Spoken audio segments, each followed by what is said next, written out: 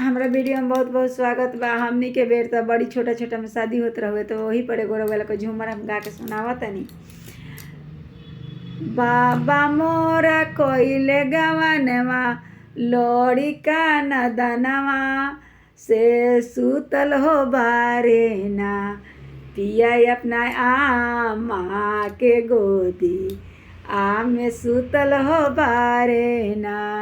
लागेला शरमवा हमरो कैसे जगाई ना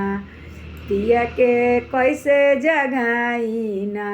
हमरा लागेला हो शरमवा पिया के कैसे जगाई ना एक मन करेला चूड़िया फेंक के मोर तीन दूसरे मनवाना से दूसरे मनवाना करे हरवा मार के जगव तीन दूसरे मनवाना हम तो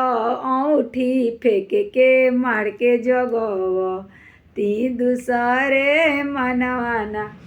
एक मन करेला कि कंगना खोल के मोर तीन दूसरे मनवाना मन करे हरवा तुर के जगो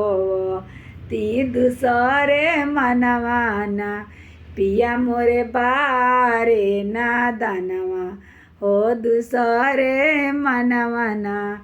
बाबा मोरा कोइले हो गवनवा बारा लड़ी के उमिरिया ना बाबा हमर कोइले हो गवनवा बारा लड़ी के नदनवा ना स्वामी मोरा बारे बारा ऊ तो लड़ी के नदनवा ना। रउआ लोग के झूमर एगो गा के सुनाई, रउआ लोग खूब अच्छा से अपन गाएम तो बड़ा सुंदर लागी।